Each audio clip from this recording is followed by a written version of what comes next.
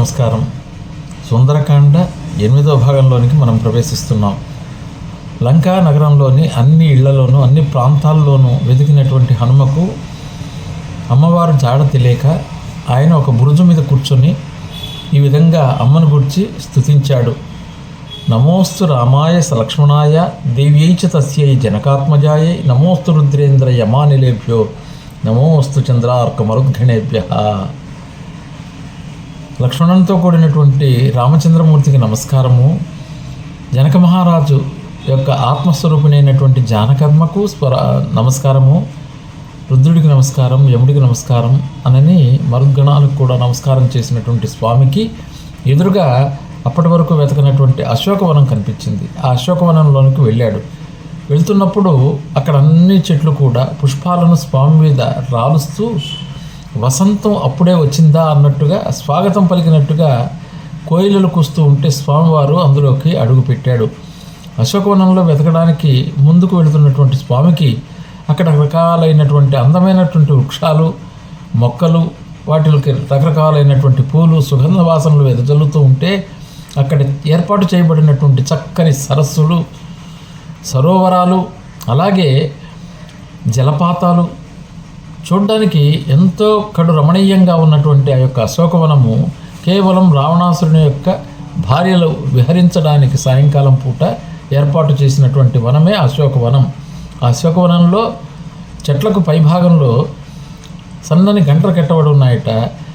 గాలి వచ్చినప్పుడు అవి ఊగుతూ ఉంటే ఆ సన్నని చిరు గంటల యొక్క ధ్వని ఎంతో మధురంగా చెవులకు వినిపిస్తోంది అని అంటాడు.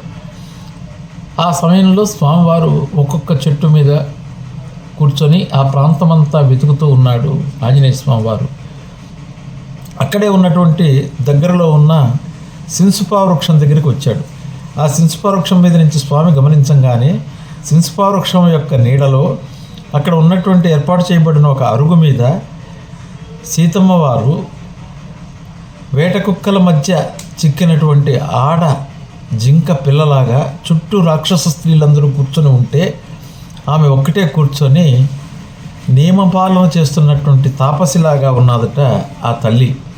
అంతేకాదండి, కాలమేఘం చేత కప్పబడినటువంటి చంద్రుడిలాగా ఉన్నది, దెబ్బతిన్న శ్రద్ధలాగా ఉన్నది, పొగ మధ్యలో ఉన్నటువంటి అగ్ని శిఖలాగా ఉన్నది, శిథిలమైనటువంటి వల్లె వేయకపోతే శిథిలమైన విద్యలాగా ఉన్నది, విఘ్నం వలన చెడినటువంటి కార్యసిద్ధిలాగా ఉన్నది అని వాల్మీకి వారు అమ్మవారిని గురించి వర్ణించారు.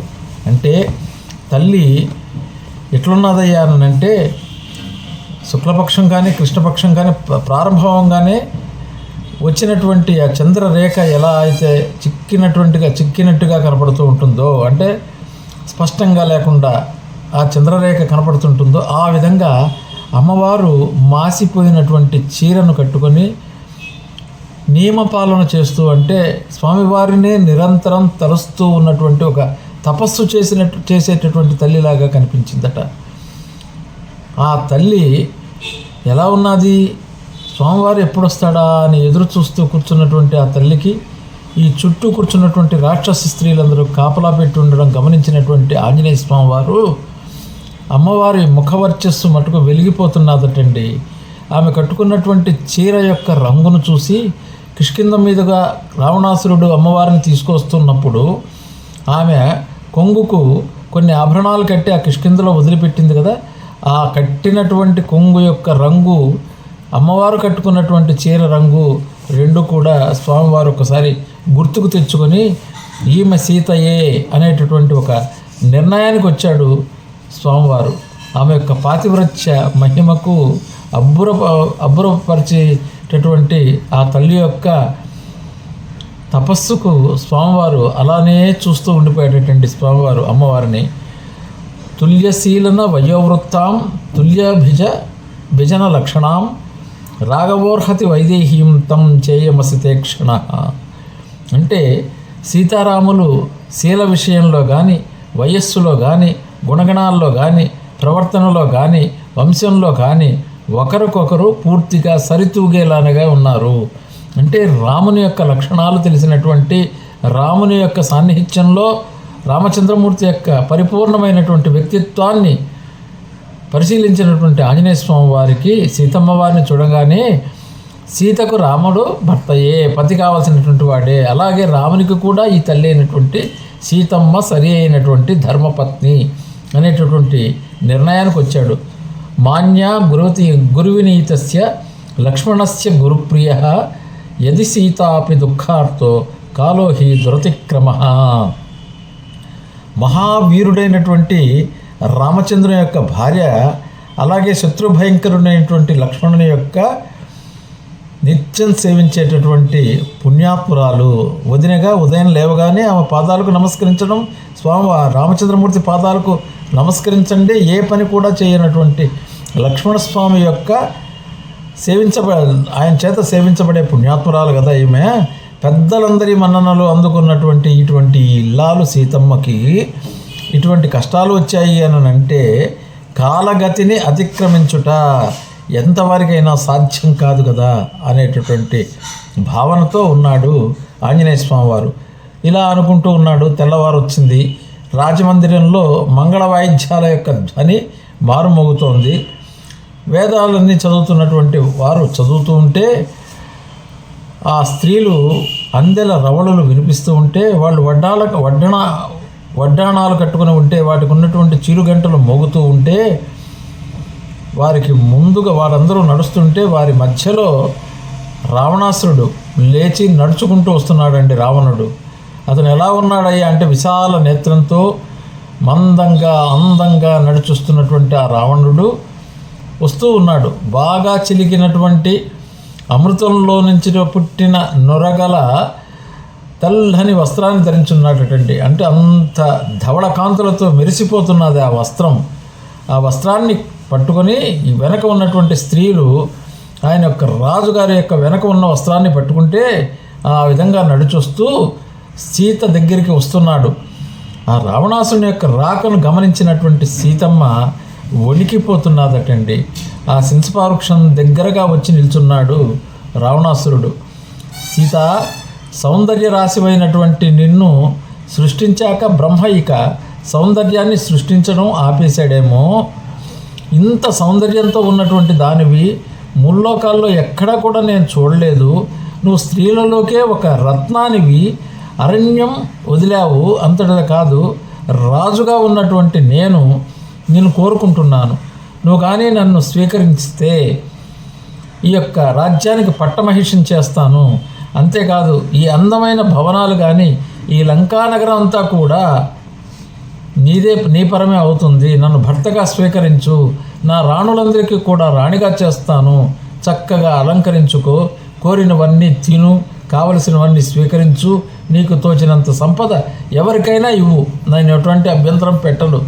అంతేకాదు నువ్వు కానీ ఒప్పుకుంటే నేను ఈ యొక్క సంపదలో కొంత భాగాన్ని మీ తండ్రి అయినటువంటి జనక మహారాజుకు కూడా ఇస్తాను అని చెప్పి ఆయన అన్నాడనమాట.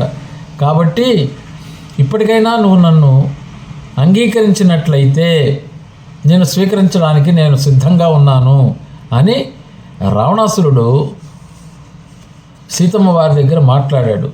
రావణుడి మాటలు వింటున్నటువంటి సీతమ్మ మనస్సులో రాముడినే ధ్యానిస్తున్నది.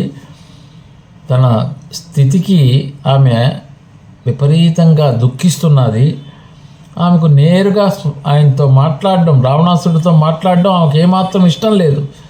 కాబట్టి ఒక గడ్డి పరకను తీసి ఆ రావణాసురుడికి తనకు మధ్యలో ఉంచి ఈ విధంగా మాట్లాడుతున్నది ఆ తల్లి. రావణ, ఉత్తమమైన వంశంలో పుట్టాను నేను, ఉత్తమమైనటువంటి వంశంలో కోడలుగా ఉన్నాను. అటువంటి ఉత్తముడైనటువంటి మహానుభావుడికి ఇల్లాలును.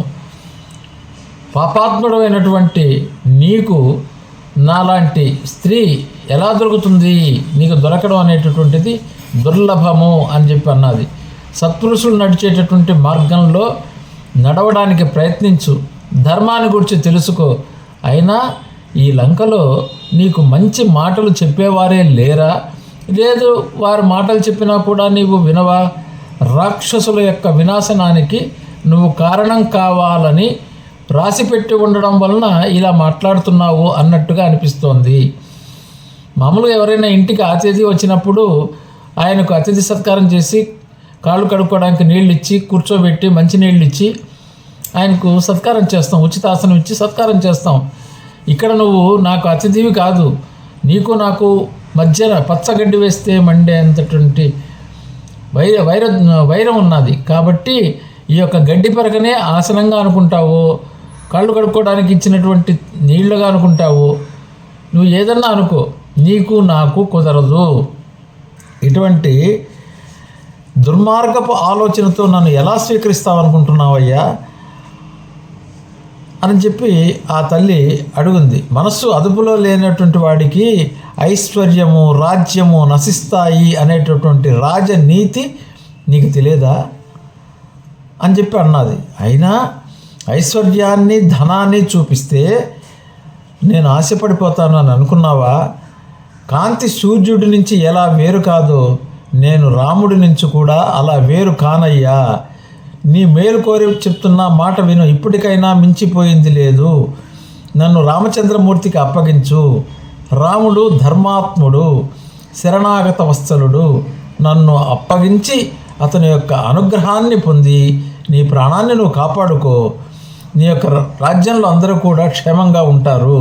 ఇప్పటికైనా మించిపోయింది లేదు, నన్ను శ్రీరామచంద్రమూర్తికి అప్పగించు అని అమ్మవారు రావణాసుడికి హెచ్చరిక చేస్తుంటే పైన సింహవృక్షం మీద కూర్చున్నటువంటి ఆంజనేయ స్వామి వారు శ్రద్ధతో ఆ రావణాసురుడు మాట్లాడుతున్నటువంటి మాటలు, సీతమ్మ వారు అందుకు ఇచ్చినటువంటి సమాధానం రెండింటినీ కూడా ఆలకిస్తూ కూర్చొని చూస్తూ ఉన్నాడు. స్వస్తి ప్రజాభ్య పరిపాలయంతాం న్యాయేన మార్గేణ మహిమహిషాం గోబ్రాహ్మణేభ్యः శుభమస్తు నిత్యం లోకా సమస్తా సుఖినో భవంతు.